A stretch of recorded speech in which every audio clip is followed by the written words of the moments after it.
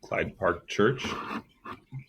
This is Pastor Ryan, and I am not sure if this is live yet. It says it is live, so I'm going to trust it.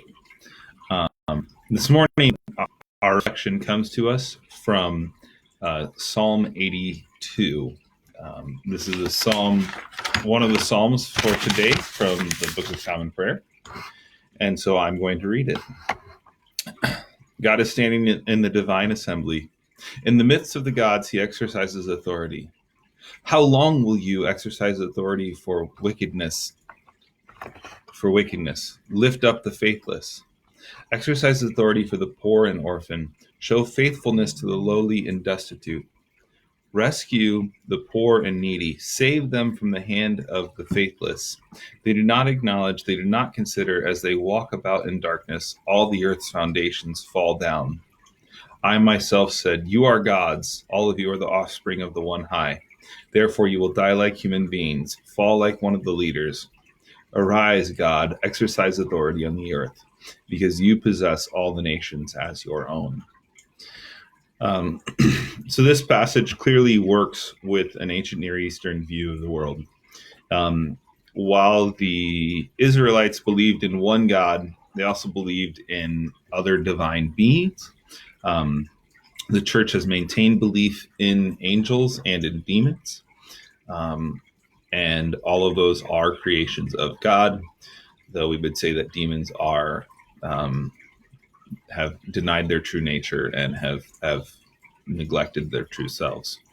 But in this, we see God judging the gods or even the leaders of other nations for showing favoritism for the wicked. And there is God the Father, God the only God, telling these other angelic beings that they are to exercise authority for the poor and the orphan, show faithfulness to the lowly and destitute, to rescue the poor and the needy, and to save them from the hand of the faithless. This is a constant theme throughout the Old Testament. If we read through the Psalms, if we read through the prophets, it seems as though God is always on the side of the poor. And this theme gets picked up in the New Testament, specifically in Luke's gospel. We hear a lot of this. Blessed are you who are poor, for you will receive. Woe to you who are rich, for you have already received. That's what Jesus says in Luke's gospel. And if I'm honest, this one is hard for me to hear right now, because I want this to be true. Like, I want God to act on behalf of those who are the most vulnerable. And typically the way that God does that is through the church. But right now in self-quarantine, in this shelter in place, it's harder for us to do that. And so as I am reading this, I'm actually reading this like, man, I probably don't have deep enough relationships with those who are impoverished, or those who would be the poor and the orphan. I've reached out to a few people that I know, but maybe I have refused to get to know my neighbors who are poorer. Maybe it's not refused, but maybe it's just not been a priority. And so I immediately connect this to Matthew 25, which says that that when the goats and the sheep are separated, he will say to the sheep's, talking like my daughter, to the sheep, he will say to the sheep, welcome, for I was hungry and you gave me something to eat. I was thirsty, you gave me something to drink. I was naked and you clothed me. I was in prison and you visited me. And so I am receiving this as a bit of a rebuke that perhaps I do not know enough of those who to give a drink. So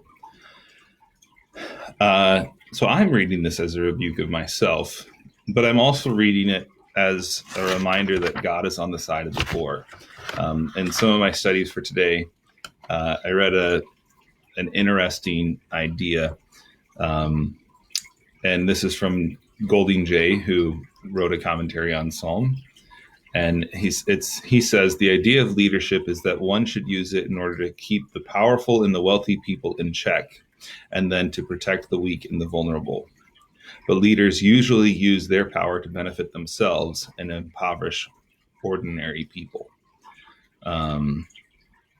And if we see, I mean, and I don't disagree with that, that often leaders do. And I'm not just complaining about Washington. It's not just our country.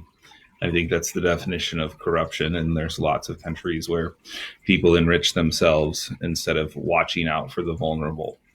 In the church, that should be how we lead, is to take care of the vulnerable. So if you need an encouraging word today, know that God stands on the side of the weak. And at this time, it can be very easy to feel weak, to feel like, what on earth? I'm just so powerless. God is on your side at this time. I'm sure that God will pull us through this. So God bless. Take care. We will see you soon, hopefully.